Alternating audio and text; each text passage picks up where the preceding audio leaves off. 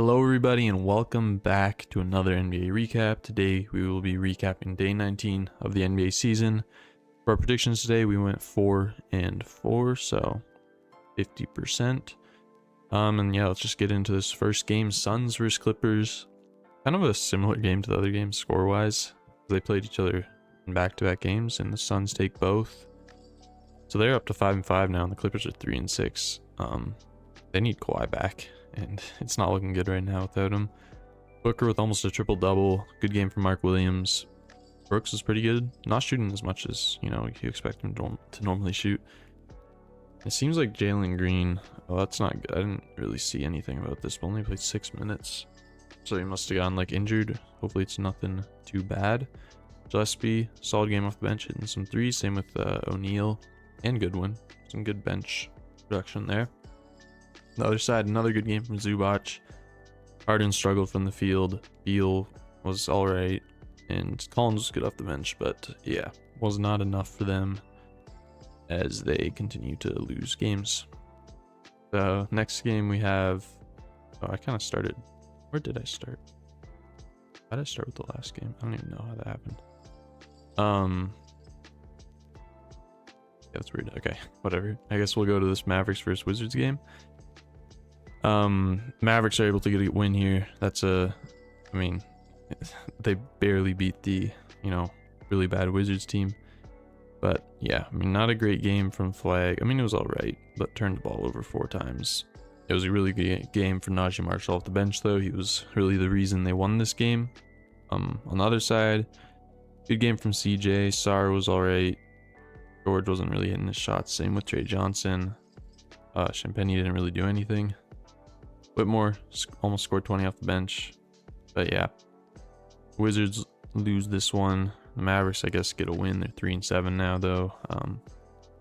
Still not really a great win. You want to be able to beat a team. If you want to be...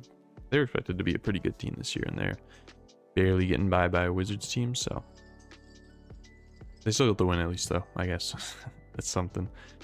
Next game here, Raptors versus Sixers. What a good game from Trent Watford. Triple-double, 20, 17, and 10. Embiid was really good. Maxey was really good.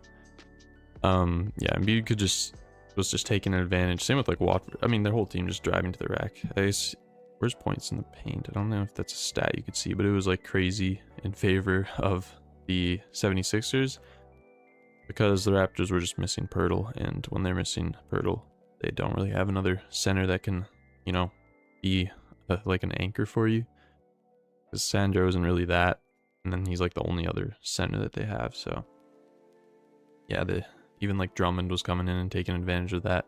Kept missing though, but then getting his own offensive rebound. Yeah, 20, you can see their top 4 guys for the Raptors all scored about 20 points. Good game from Boyles off the bench. Another side, yeah, it was Embiid, Maxey, and Watford, and Oubre. BJ Edgecombe wasn't too efficient, but he played alright, got 3 steals. Good win for the Sixers. They're up to 6-3. They end the Raptors' winning streak. So yeah, next game, Cavaliers versus Bulls. The Cavaliers were able to come back in the second half here, because as you can see here, the Bulls were up a lot going into the half.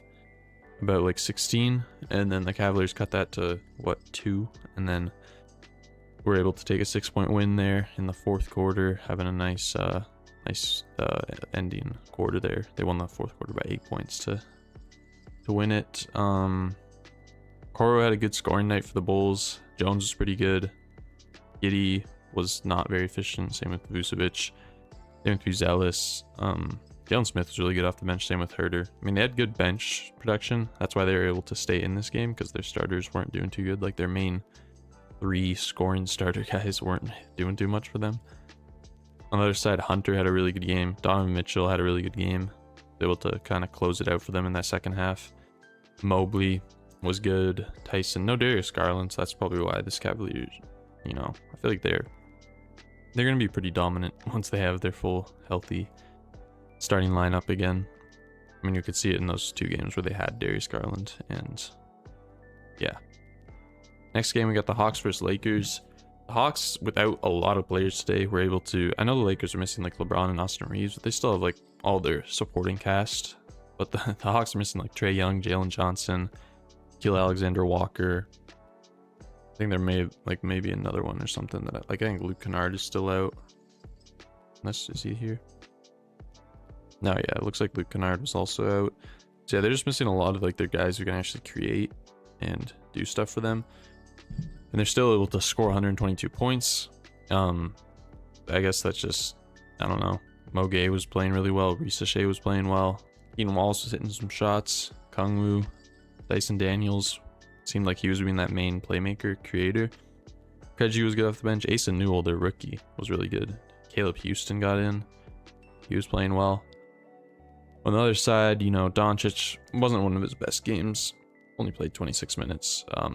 Laravia was alright. Ayton, from the field. The Lakers didn't really play their guys. I wonder if that's just because they got were down so much early and they just like didn't play him in the fourth at all.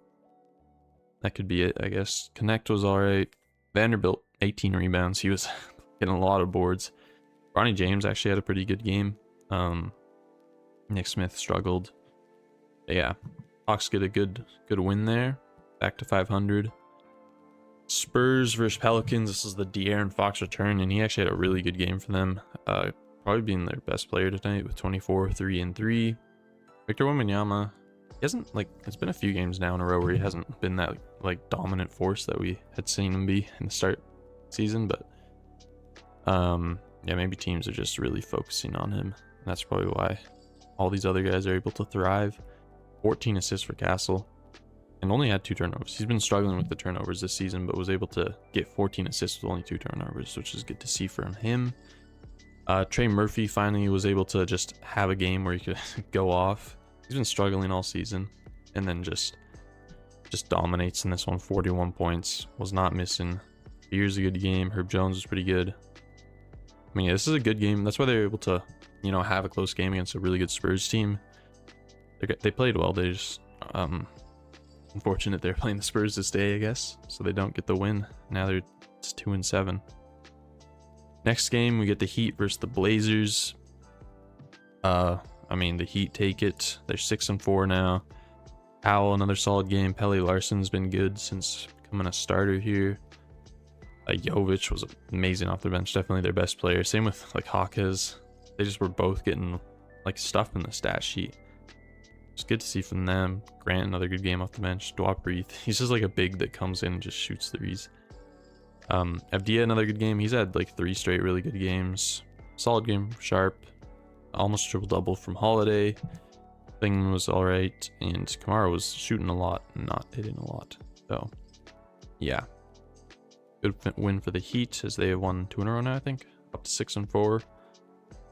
And then last game, Pacers versus Nuggets. Nembhard was back. He had 22 and 6. Wasn't very efficient, but it's good to see him back. It's definitely going to help them do better. I mean, in this game, they didn't play too well, but, you know, once they get into the flow of things, I think having Nembhard back will help this team a lot. Jokic, though, just 32, 14, and 14. Super efficient. He had 8 turnovers, which is, you know, one thing, but still a dominant game from him. Cam Johnson still can't figure the shot out, but hopefully eventually he does. Tim Hardaway was good off the bench. Yeah, good bench production for the Nuggets. And yeah, the Pacers are down to 1-8 now, like the worst team in the league, tied with like the Nets, I think. So, and like the Wizards, I guess, you know, just teams with all 1 wins. I guess the Wizards are technically worse because they do have 1 more loss, but yeah. We'll move on to our predictions for night's games. Rockets versus Bucks. Rockets versus Bucks. I think I'm gonna take Rockets. I feel like the Rockets will be a pretty good team at like having people to stop Giannis.